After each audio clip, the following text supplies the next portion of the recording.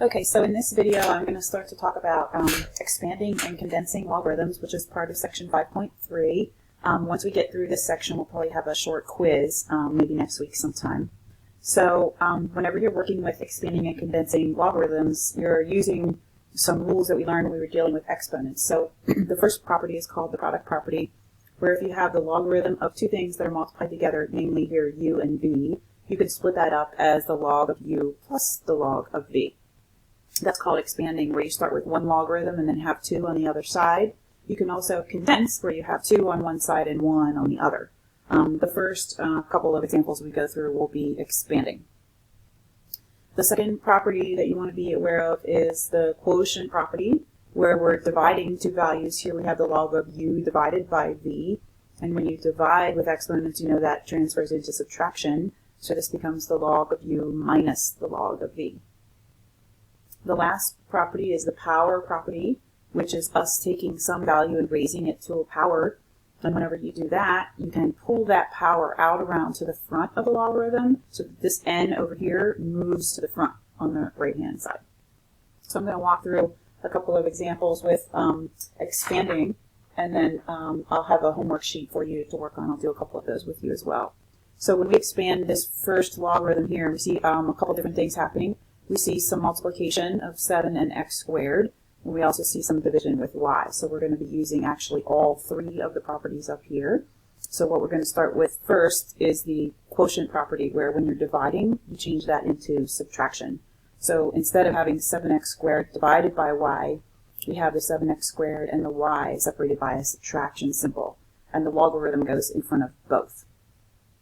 And the next thing that we can take a look at is that we have 7 multiplied by x squared in this first logarithm. So up here we saw when we were multiplying things, we changed that multiplication into addition. So we're going to have a 7 and an x squared that we're going to separate using addition instead of multiplication. And then the last thing that we can do is see that we have a power here. So this power, remember up here when we had a power, the only thing you need to do is pull the power out around into the front. So this power of 2 that's sitting here right now is just going to shuffle right around to the front here. So that's why it's sitting out here in front. So when we expand this one logarithm, our answer is going to have 3 logarithms written. They all have the same base. It's the base of 2, which is the base that we started with. And our final answer is log base 2 of 7 plus 2 log base 2 of x minus log base 2 of y. So that's how you would expand this one logarithm into 3. For the next one, we have a square root. We have something raised to a power, we have some division, and we have multiplication. So you have a little bit of everything there too. The first thing we deal with here is the division. So remember again with division, you change this division symbol into subtraction. So now we have the square root of y, which is really y to the 1/2 power. That's just another way to write it. And then this 3x cubed comes on the back end here with the subtraction in the middle. So the next thing we're going to do is deal with let's deal with this back end here. This is 3 times x cubed. We are going to notice that incorporates multiplication right here. And when we have multiplication, we split those up into addition. So the 3 and the x cubed become separated with the addition symbol in the middle. And then the very last thing we're going to do is deal with the powers. So this power of 1/2, remember, can come out around into the front, just like we had up here with our power property, and pulling that power to the front. And then the x cubed also comes out in front here. There's another one here that you can look at on your own. These notes are uploaded onto Canvas as 5.3 notes. I'll do another video later in the week for the condensing, but for right now I just want you to focus on the expanding types of problems. So let's do some example problems together. So this is the worksheet that you'll find on Canvas. This is what your assignment is going to be. I'm going to do a couple of these with you, and then I'm going to assign these 8 problems that are on the front here. That'll be due on Friday. So the first thing we're going to take a look at here is we're going to notice that we have multiplication here. So we're going to be using the product property. But the first thing I want to do is pull this 6 down inside here. So when we have u cubed to the 6th power, we can call that u to the 18th power. So I'm going to rewrite this as log of u to the 18 v to the 6th, because this is really a v to the 1st, and 1 times 6 is 6. So that piece that I just wrote is not us expanding anything, it's just us using our rules for exponents. So the next thing we're going to do is we're going to notice we have multiplication here. And remember, maybe I can pull my rules back in here too so we can have both to look at. There we go. So remember, with these rules, when we have a product, which is what we have here because we have multiplication, we can use the product property and split those into two separate things separated by addition. So we have the log here of u to the 18th, and we have the log of v to the 6th. Notice I wrote log twice because that's what we're doing when we're expanding. And then I'm going to put the plus sign in the middle because we originally were dealing with a product. So that's our first step, and that is the product property.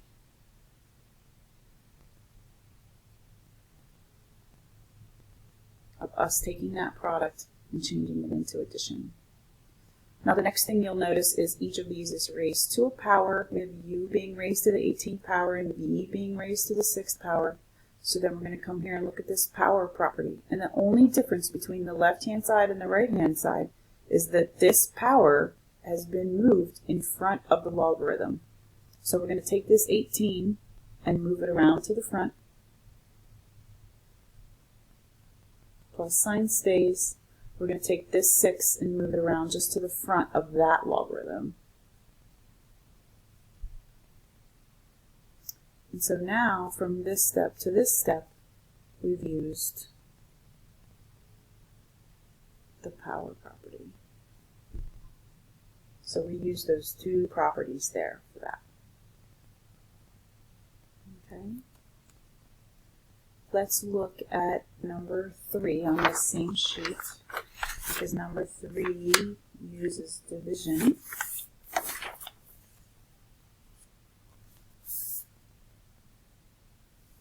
So here's number 3 on that same sheet. The first thing I'm going to do is pull this 6 down inside here, which is not us expanding or condensing, it's just us using our rules for exponents. So I'm just going to kind of rewrite this as log base 4. The 6 is going to come inside. And then here I have 2 raised to the 6th power. That's going to become a 12. So that's the first thing I would do, is just rewrite that using your exponent rules. The next thing we're going to notice here is that we have division. And when we have division, that's the quotient property. And we change these into 2 separate quantities separated by subtraction. So you're going to pull in your log base 4, that's what you have here. Pull the numerator first. Then rewrite the same thing over here, but with the denominator this time. So we have our 2 separate logarithms, and now we're going to separate them with subtraction, because we're doing division here, and that is called the quotient property.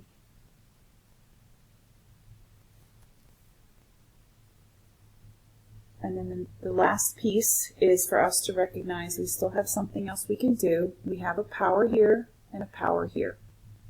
So we're going to use the power property like we did in the last problem. The power that's sitting up here as an exponent gets shuffled just around to the front of that logarithm. So the 6 is going to get shuffled to the front. The minus sign stays. This 12 gets shuffled just to the front of that logarithm. And so that is us using the power property.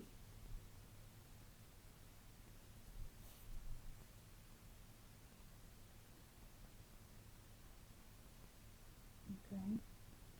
So let's do one more that has just a little bit of everything included. And that's going to be for us number 8 on this worksheet that I'm using, just as a teaching tool. So let's now look at number 8. So when we look at this problem, it's got multiplication up on top, it's got a division symbol, and it also has some powers. So we're going to use all 3 properties that are listed up here with this example problem. So let's first deal with the division. So division says, let's write your 2 quantities and separate them with subtraction. So we're going to write log base 8 of zx to the 6th and log base 8 of y cubed, and we're going to put a subtraction in there to show that we were using division, and that is the first of the three properties, the quotient property. Now let's deal with the fact that we have two things being multiplied together here, and that's going to be the product property for us. So we're going to split this front end into log base 8 of z, log base 8 of x to the 6th. And we just split these two things up that were being multiplied, and when we split things up that are multiplied, we change this into addition right here. And then this comes on the tail end because we haven't done any work with that at all. We're just going to keep that. So here with these two, we now have used the product property. And now the very last thing we can do to finish this problem is take a look at the fact that we have a power here and a power here. So we leave the log base 8 of z because it doesn't have a power other than 1. This 6 gets pulled directly in front of this logarithm. And this 3 is going to get pulled directly in front of this logarithm. And that would be the end of that problem, and so from there to there, we used the power property